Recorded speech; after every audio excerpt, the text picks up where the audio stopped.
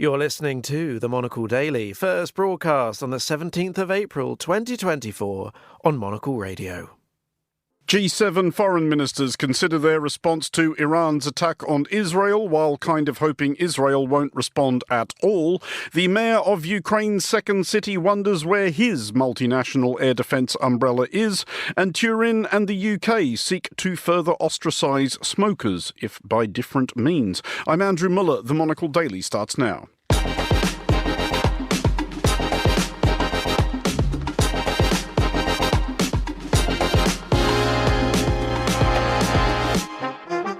Hello and welcome to the Monocle Daily, coming to you from our studios here at Midori House in London. I'm Andrew Muller. My guests Alyona Hlivko and Sir Laurie Bristow will discuss the day's big stories. On This Day historical series, we'll recall one of the worst ideas in American foreign policy history, and we'll hear from our team at Salone del Mobile in Milan. Stay tuned, all that and more coming up right here on the Monocle Daily.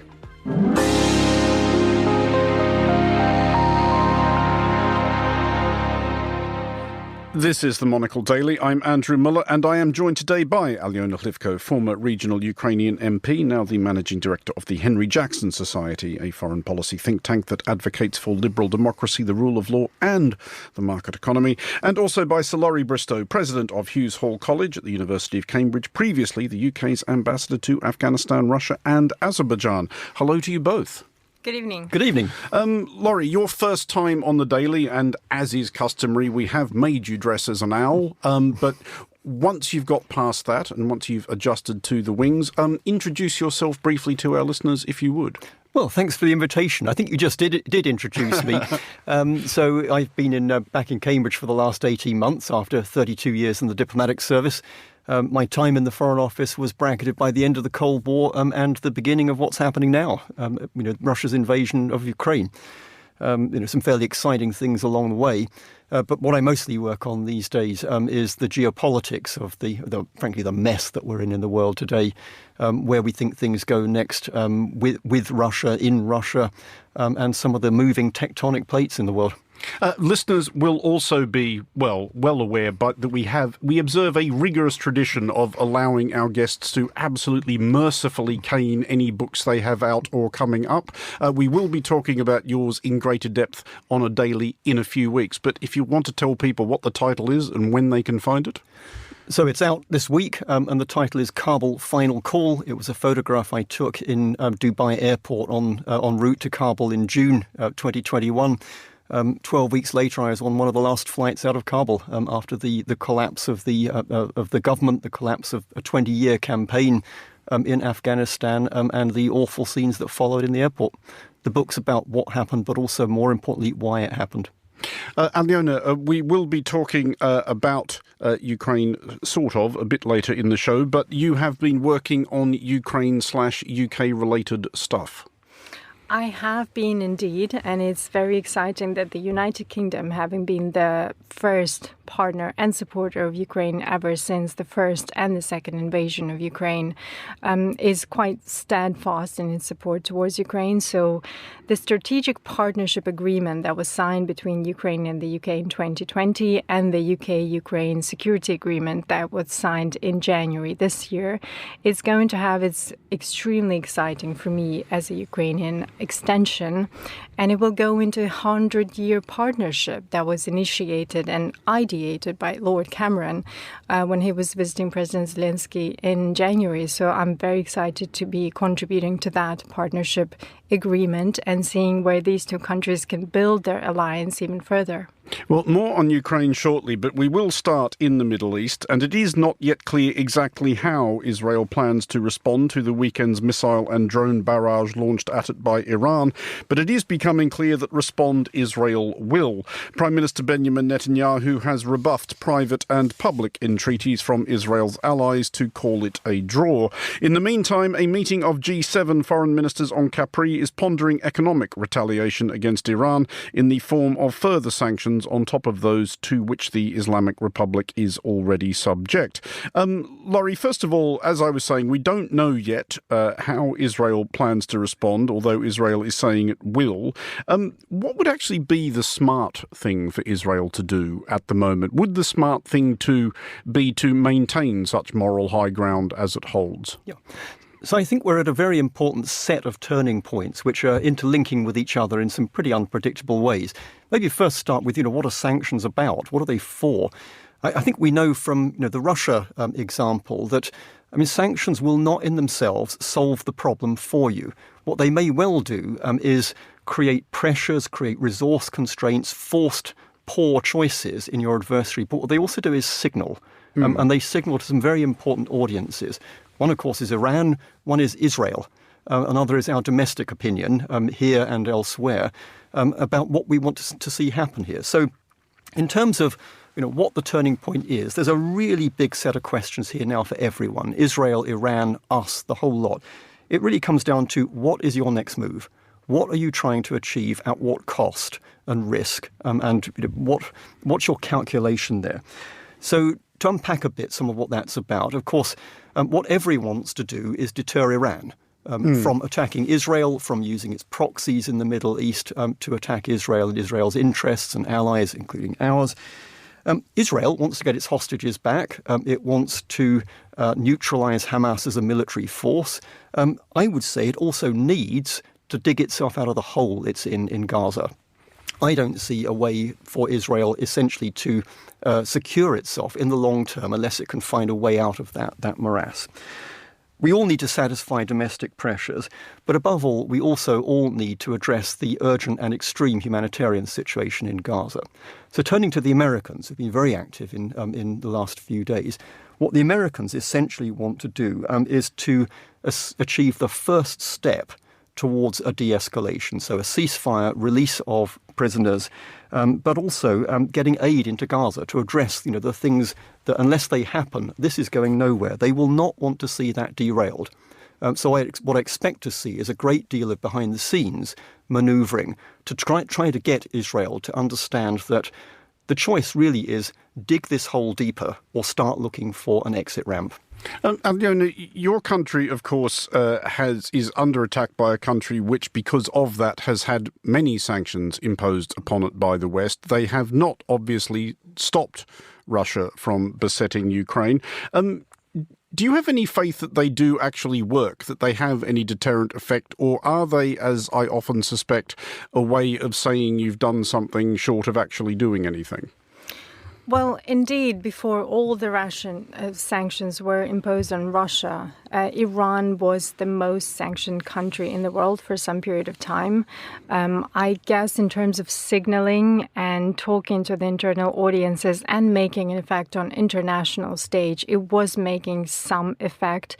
However, we have seen that these malign actors and states have learned very well of how to go around these sanctions, how to evade them and create all sorts of loopholes.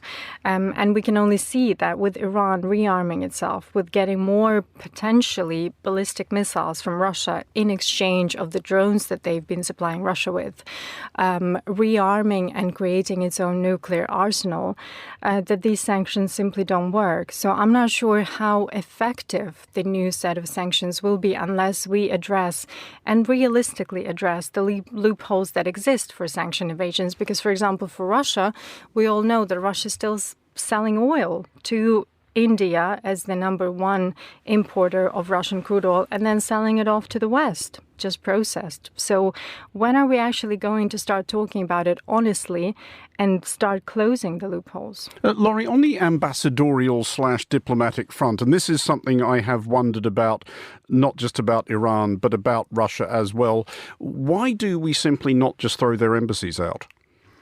You mean the Russian embassy or the Iranian embassy?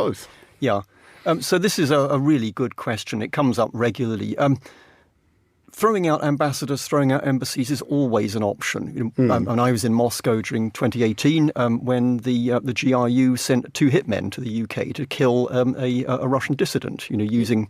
Indeed. I wondered at the time why we still have diplomatic relations with a country that would do that. So the key thing to bear in mind here is that when you're dealing with a country like Russia or Iran, you don't have an embassy there because you like them or agree with them.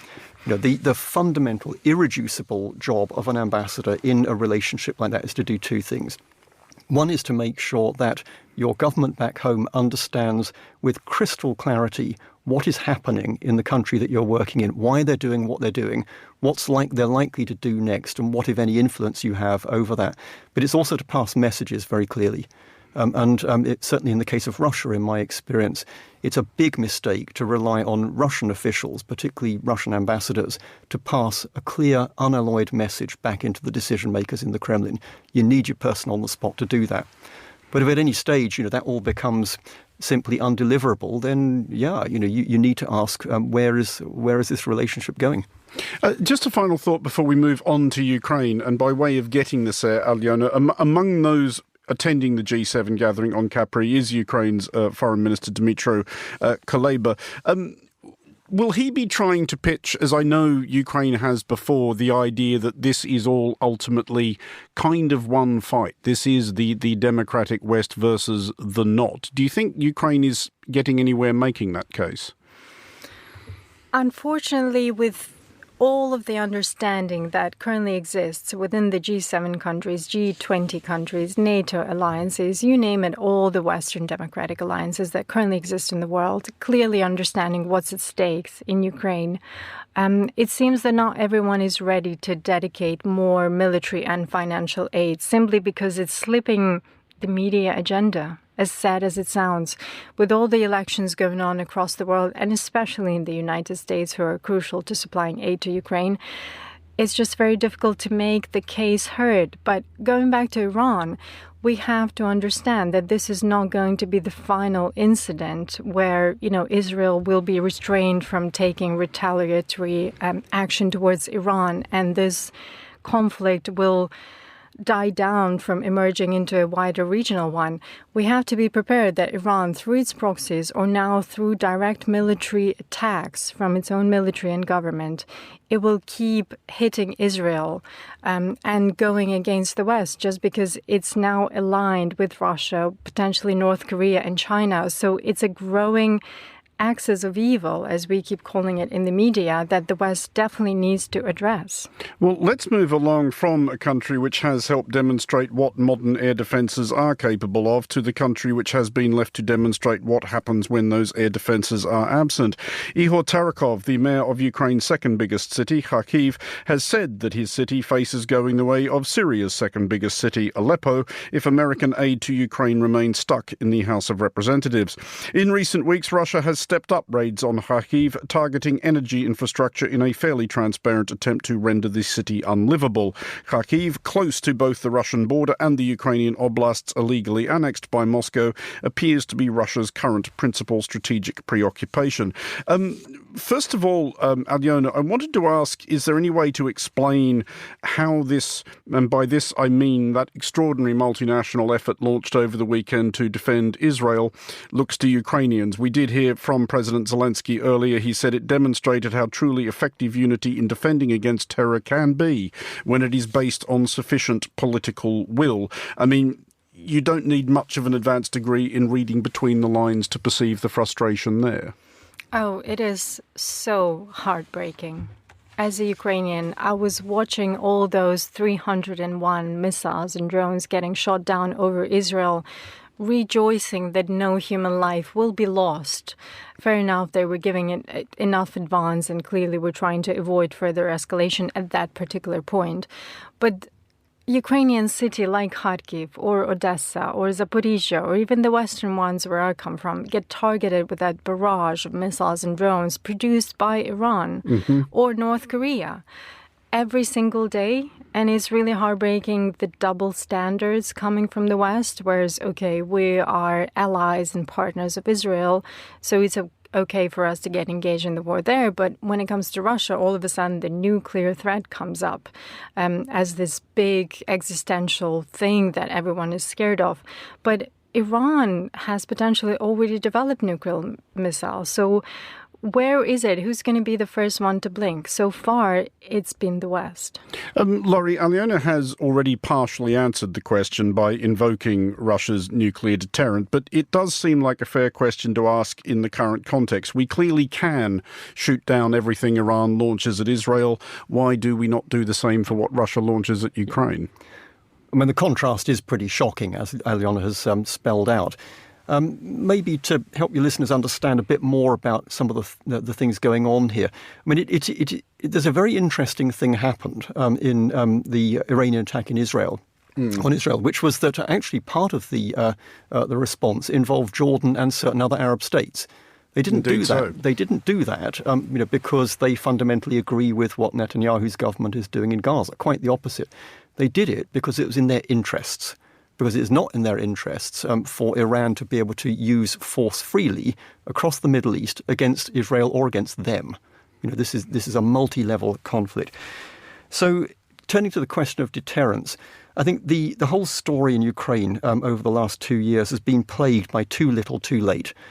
Sometimes with arguable reasons. I mean, one of the things we were very concerned about in the West in the early stages of the war was managing escalation with the world's largest nuclear power. I think we're way beyond that argument now. I mean, we are in a situation where it's very, very clear that there is no interest in Russia any more than there is in NATO, in a direct Russia-NATO confrontation. So I think what we're looking at here is each side testing out the willpower of the other side as well as the capabilities of the other side. Now, turning to why this is happening, a big part of it is the fact that $61 billion program, the latest assistance package, is stuck in the Congress, in the US Congress. And I think there are essentially two reasons for that. One is political maneuvering ahead of the US election later this year. The other, I would say, is lack of strategic clarity amongst some members of Congress about what is at stake here. The stakes for US interests could hardly be higher. So what's happening now? Ukrainian armed forces are trying to hold off sustained Russian assaults with not enough ammunition, not enough equipment, not enough air cover, the ability to shoot down Russian planes and missiles. Russia can perfectly well see that situation and is seizing the opportunity. So what they're trying to do is destroy as much infrastructure as possible, targeting things like civilian power stations. They're probing Ukrainian defences to see where the weaknesses are for what will almost certainly be another Russian assault this summer. But they're also trying to demoralise Ukrainians and Ukraine's supporters, essentially to persuade us that this defensive war that Ukraine is conducting is unwinnable. We cannot allow that to happen. Well, to focus that question on the city of Kharkiv, Alyona, if the Russians were to take Kharkiv, or if a plurality of its citizens were compelled to abandon it, I mean, both strategically and in terms of morale, that would be quite hard for Ukraine to come back from, wouldn't it? The way it's being described in Ukrainian intelligence circles and media is that Russia's number one objective is to definitely make the city almost obsolete, for most of the residents to just leave it, abandon it, make it a ghost town, and then eventually turn it into, as you mentioned, Aleppo or Mariupol, Avdiivka, Bakhmut, you name it, all the other little towns in Ukraine. But this one, with one exclusion, will be 1 million people city. There used to be a capital of Ukraine in the Soviet Union, so it's a very well developed with its own intelligentsia, with very specific, peculiar culture and contribution to Ukrainian nationhood of people. We have so many writers and authors and poets, one of whom, the most prominent one, Zhadan, Serhiy Zhadan, he's one of the best modern writers of Ukraine, and he's gone onto the front line. So it just shows you how critical the situation is in the city. And I hear news from my friends who still are there and are not giving up that it is getting quite critical and quite scary because the city is getting targeted every day. And of course, it doesn't help the Russian messages, whether it's propaganda or the warning or prophecy of talking about invading and occupying the city and making it a Russian city yet again. So it's all quite troubling, but I hope that Ukrainian troops will hold the city. There's certainly a strong defense around it everywhere around Liman, which Russians are still fighting for, and Siversk and Bilohorivka, all the little villages that were fought off last year. They're still holding ground, and I can say that from experience because that's where my brother is now, defending Ukrainian soil and doing it quite successfully. So despite the disparage in lack of ammunition and not many professional soldiers on the ground because of the lack of people, because we have lost so many people so far, they're still holding the ground. And I don't think we will lose Kharkiv soon enough, but the situation is quite dire. And as Laurie rightly mentioned, it all depends on the US aid. Well, let's look at Australia now. And Australia's trepidation about China has been a pretty constant theme of the last 2.5 centuries or so. The current strain of that concern is manifest in a new national defence strategy, 80 pages of sobering reading about the deteriorating security environment of the Pacific and the urgency of the need for Australia to rise to it by spending a great deal of money on defence. The review notes, however, that this is not defence as in defence of the homeland. A vast remote island fortress can kind of take care of itself, but defence of Australia's interests, heavily maritime as they are. Laurie, reading this as an Australian, there does seem something almost quaint about it. Australia has roughly the population of Shanghai. Is there really, realistically, much that Australia can do to deter China as such? I don't think there's anything quaint about it at all. I think the Australians are conducting exactly the same analysis that the rest of us are doing and are coming to similar conclusions. So, a few elements of that. I mean, first of all, it's recognised the world we're in. As I said at the beginning, I joined the Foreign Office in the year that the Cold War ended. That's part of the reason I joined the Foreign Office. But we have to recognise that we are now back in an era of, well, let's call it politely, great power competition. And in some cases, military competition between great powers. So any remaining illusion that we could take and hold on to that peace dividend from the end of the Cold War, it's gone. That's not the world we're in. We've also moved out of the period of our enterprises, let's call them that, in Afghanistan and Iraq. I worked on both of them, Iraq at the beginning of the invasion and Afghanistan right at the end. We're now in a world, though, of these huge tectonic shifts going on as well. So in parallel with those things, other things happening around the change in the way that economic power works in the world. I mean, China, by some measures is, it's one of the world's top 2 economies. It's not all as rosy it would have looked a couple of years ago, but it is a big fact of life in the modern world. Technological change is moving apace, and it's changing the way that states and societies relate to each other. The rules-based international order itself, so the whole network of treaties, of institutions that allow us to manage disagreement and maximise cooperation where we can do that, that's also under a risk, I would say. So what the Australians are doing is looking very, very hard at where are their alliances, where are their interests, and how they work more effectively in that world. Just before I stop, and there are a couple of other things to bear in mind here. One is the growth of multi-alignment, flexible geometries. So Australia, of course, has been a long-standing partner of the UK, the Americans, through, for example, the Five Eyes Alliance, or going back through their involvement alongside our troops in Afghanistan, Iraq, and elsewhere. But they're also teaming up through things like the Indo-Pacific Quad with the Japanese, the Indians, the US, to look at where the alignments of interest are, where the future alliances lie. And, of course, crucially working with the Americans and us on the next generation of nuclear-powered submarines, essentially to keep those sea lanes open. My very last point, I mean, it's a region that from this part of the world, you can sometimes forget the size and importance of the unresolved conflicts. So Taiwan, the Korean Peninsula, and the one that everybody forgets about. Russia and Japan have no peace treaty from 1945. Just think about that.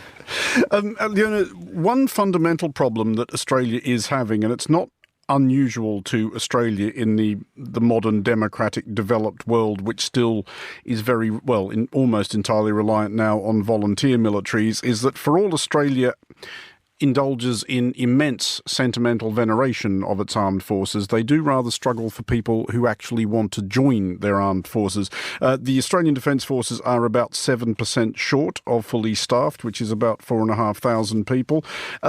Is this something, and I suspect I know which way opinion in Ukraine is trending on this, that Europeans in particular need to rethink? Well, I think it's not just Ukraine, but also the United Kingdom. That topic has been quite top of the agenda recently, with the UK army not being up to standard, not being able to recruit the sufficient number of soldiers, and that the conscription is not going that well, that the UK defence is not quite ready for another Third World War or the nuclear war. There have been multiple reports on that in the media recently, and several reports in the House of Commons, in the Defence Committee going through. So I think the United Kingdom, Europe in general, is rearming itself. If you look at the strategy, the newly found strategy by the German government, who's been pacifist for about half a century, and how they're rethinking that. So I think it's just a matter of time for Australia to get up to speed, and I'm sure that they will, because the threats, as Laurie has rightly mentioned, in the region are quite immense. The agreement of AUKUS that was mentioned with the UK, US and Australia working on nuclear submarines as a deterrent is quite successful and has been quite successful so far. I hear there is some gossip in the media that potentially Japan might want to join that alliance. So it only shows that Indo-Pacific is strengthening itself. With the Quad, with President Biden getting South Korea and Japan in Camp David again to reiterate that agreement with the states there. And of course, with the growing influence of China, even though their economic might be declining these days, or at least standing still, if that's safe to say, and India being on the rise, it's going to be very interesting to watch those dynamics in the region. But still, I think we all need to be prepared, because China, according to more and more journalistic investigations, is supplying covertly some weapons to Russia, is supporting the war in Ukraine, not openly, but again, to reiterate it, covertly. So it is that actor that's watching closely what's happening in the world, which power is winning or losing, and which side it needs to take. Well, we should note, just before we move on, that China's response to all this from their foreign ministry spokesman Lin Jian is that China, I quote, poses no threat to any country, so it's all fine, basically. To Turin now, and attempts to address what seems like a self-solving problem, i.e. that of creating distance between those who insist on belching clouds of malodorous smoke and those who do not. Turin has banned outdoor smoking unless other people are at least 5 metres away, on pain of a €100 fine. Here in the UK, meanwhile, MPs have voted aye on a new regime of incremental age-related bans on the sale of cigarettes, with a view to effectively eradicating smoking. Under this law, people born after 2009 will never be able to legally purchase a packet of 20. Laurie, first of all, as regular listeners may have gleaned by now, this is an area on which I am one of life's absolutely blood and thunder illiberals. Not only did I favour banning smoking indoors and herding smokers onto the footpath, I would then have been in favour of routinely turning fire hoses on them. Where are you on this? Well, I'm quite close to the fire hose camp. I mean, in terms of the public health benefits, any way you look at it, discouraging people from taking up smoking has to be a pretty important thing, just in terms of the human cost of that. But I mean, to be frank, this feels to me like one of those rather strange things that happens at the end of a parliament. My instant reaction is, laudable though the aim may be, good luck with that. There are at least two problems here. One is around the The freedom to do yourself harm, if that's what you want to do, that one I think is not a particularly big mountain to climb. I mean, the state legislates all the time to prevent people doing harm to themselves and others. I mean, replace the word tobacco with heroin and see what happens in that argument. The bigger one is enforceability. It's in my view highly damaging to pass legislation that you can see at the time you're passing it you haven't got a hope of enforcing effectively. Well, on that subject, because the Turin regime, Alyona, does also include vaping, and that you don't need to look too far to see here in London is something which is getting under the traditional bans of smoking, because people can do that very quickly and then just stick it back in their pocket. It is now quite common to see people vaping in pubs, on buses, on the tube, and in lots of other places where it is generally understood that you cannot smoke. I have some colleagues in the office, pardon me, but being a managing director, maybe this is inappropriate, vaping sneakily in the office because they just can't get away from it, and they justify it as, not taking time off of work to go out for a smoke. I think, of course, I'm a little bit torn between liberalism and giving people the free will to choose for their own, but also I think installing good habits into society is a good thing. The most troubling thing about vaping is, of course, the influence it has on kids with the branding and all the colorful packaging and all the rest. So, yes, as a woman and hopefully one day a mother, I would ban it without a second thought. Just a final thought on this, Laurie. I do like that observation you made about what happens at the end of parliaments and laws getting passed that nobody has any real ambition or indeed hope of policing. But does the intention nevertheless carry some weight here? This is a laudable statement by a Prime Minister who may have understood that his chances of building a significant legacy are slender, but this would not be nothing, would it? Yeah, there's a point there, but I really come back to something that Alyona said. I mean, if you want to change behaviour in an area like this, legislation, particularly legislation that requires vendors to distinguish between, is somebody 44 or 45 a couple of years down the road, that strikes me as less likely to produce the result you're looking for than education. Explaining to people what they're doing to themselves, what they're doing to their children, the people around them, the cost to society of that, and winning the argument. Well, on that hopeful note, Sir Laurie Bristow and Alyona Hlivko, thank you both for joining us. Next on today's show, our On This Day historical feature reflects on one of the proverbial geostrategic balls-ups.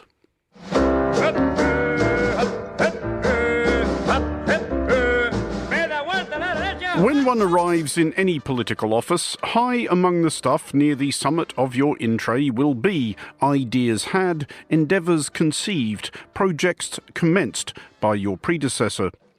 Many of your first decisions will be about consigning the obviously deranged follies to the dustbin to spare the dollars of the taxpayers and the embarrassment of the nation, or pushing ahead with the brighter and or bolder ideas in the hope of reaping all the credit for yourself.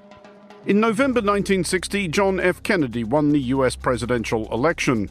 In January 1961, he took the oath and delivered one of the most resonant of inaugural addresses. Everybody remembers this bit, and so they should. And so, my fellow Americans, ask not what your country can do for you, ask what you can do for your country. But this was the important line. Let every nation know, whether it wishes us well or ill, that we shall pay any price, bear any burden, meet any hardship, support any friend, oppose any foe, to assure the survival and the success of liberty.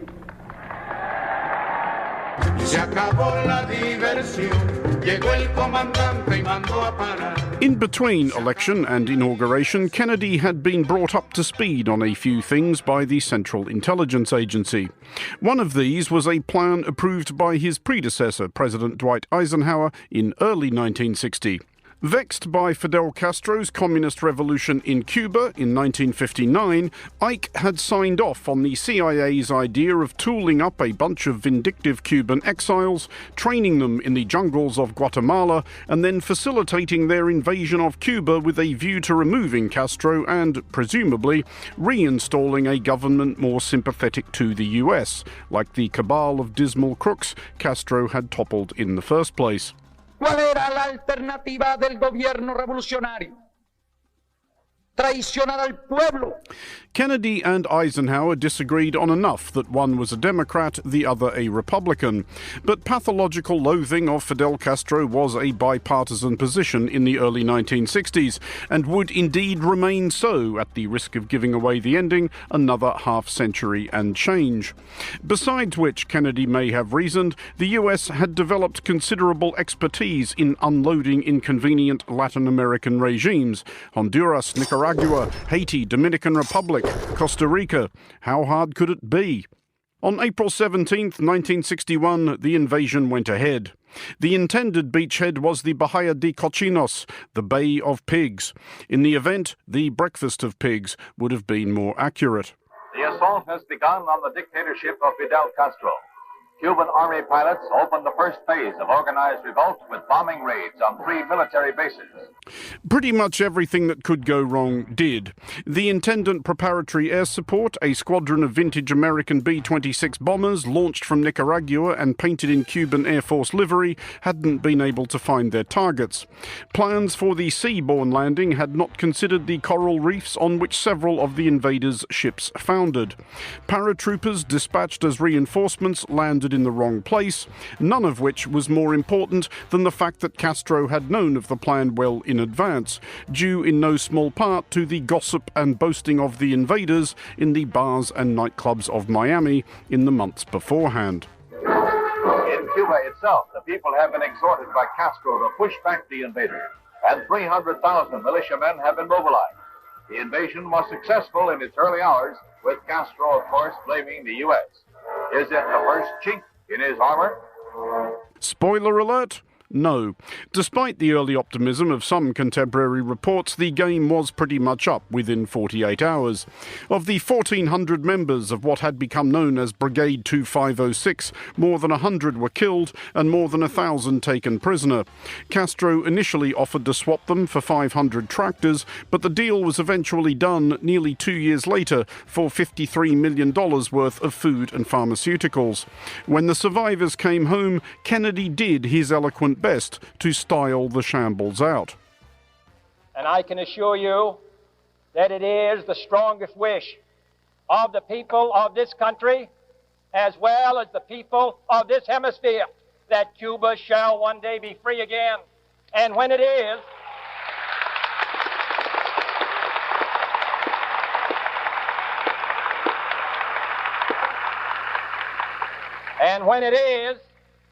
this brigade will deserve to march at the head of the free column.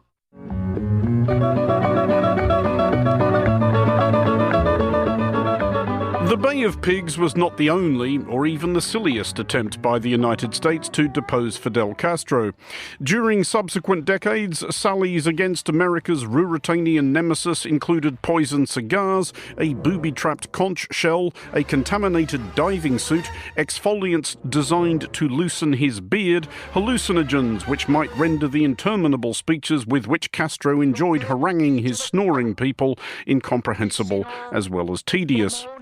Radiografía de diagnóstico general aplicable a la mayor parte de los países aquí representados. None of it worked. All of it, indeed, arguably had an effect opposite to the intended. The more the US isolated and persecuted communist Cuba, the more unbudgeably entrenched Castro became. Later in 1961, Kennedy's speechwriter Dick Goodwin bumped into Castro's glamorous, if thuggish, Argentinian Lieutenant Che Guevara at a cocktail party in Punta del Este in Uruguay. Guevara, who was not without a sense of humour, offered his thanks to the United States for staging the Bay of Pigs. It had served Castro a tremendous political victory, Guevara said, transforming Cuba from an aggrieved little country, as he put it, to an equal. Not for the last time, Earth's mightiest superpower, seeking to impose its will on a much weaker antagonist and possibly blinded by its own strength, had hamstrung itself, akin to a giant attempting to swat wasps with a mallet. For Monocle Radio, I'm Andrew Muller. Finally, on today's show, all week our team is on the ground at the design and furniture fair Salone del Mobile, broadcasting from our pop-up studio at House of Switzerland. Another brand also on full display in Milan this year is IKEA, exploring the theme of My First Place, what it's like to be young, experiencing your first moving out. Marcel Bingham is IKEA's art director. He spoke to Monocle's Europe editor-at-large, Ed Stocker, about the exhibition. This year's exhibition is all about the first place, and we're looking at this generation's reality of finding a first home and what that entails. The exhibition itself is made up of a few components. We have a more conceptual part which is brought to life with a maze. The maze is a labyrinth of life and finding a first place. Within it, we've worked with the creators from both Japan, the UK and Italy. There's different elements of storytelling from them about what a first place journey looks like today. What are the items you first unpack that make home a home? Then we have the main stage area, where we're showcasing our new live studio. We have two different product launches. One is a gaming range, because we've seen also with this generation a prolific rise in gaming. And we've also, the last of our Nittelwerket range has been released, which is Klippen and Poang. And Klippen is like one of the most affordable sofas on earth. So it's like, been to the foundation for many first homes, you might say. Aside from that, we did a research project with Dazed Media, and that was also looking into what this generation looks like. What are the different types of living? One of the more interesting things was a group of people who've taken over a closed down hospital in London. So, interesting creative ways of finding, how to find a home of your own. That's the thing, isn't it? It's super interesting because obviously a brand like IKEA, everyone knows, but it sounds like a lot of work every year in a way to sort of challenge yourself to think of a new way to present what you do and to open the conversation. Yeah. How is it? Well, one of the things with IKEA is that we're constantly curious, and it's so we want to understand the way that people are living, and that, we're obviously aware that that's constantly changing. There's no constants there, so we want to understand how they live. We want to tell their stories, and also, because our products are, accessible and affordable but designed well, we want to show how they can support a better everyday life. Obviously, a lot of conversations are taking place during this design week, which you'd expect. But tell me why IKEA comes here. Why does it feel it needs to have a presence here? Is it a little bit like you were saying before, this desire to have conversation about themes that seem to be constants for the brand, like making design more democratic, accessible, etc.? Yeah, exactly. Very much so. And I think every industry has a forum to come together. And for us, Milan Design Week is the most relevant one. It is where we see, the world of, design leaders coming together and setting that agenda for the year ahead or the, multiple years ahead. So I think it is important to be here. And yeah, we have a long history here. We've been coming, for many, many years. And the past 3 have been, consecutive. So we're trying to keep that momentum. That was IKEA's art director Marcel Bingham speaking to Monocle's Ed Stocker. If you are in Milan, do stop by Monocle's pop-up studio at House of Switzerland. That is all for this edition of The Daily. Thanks to our panellists today, Alyona Hlivko and Sir Laurie Bristow. Today's show was produced by Tom Webb and researched by George Ruskin. Our sound engineer was Sarah Nichol. I'm Andrew Muller here in London. The Daily is back at the same time tomorrow. Thanks for listening.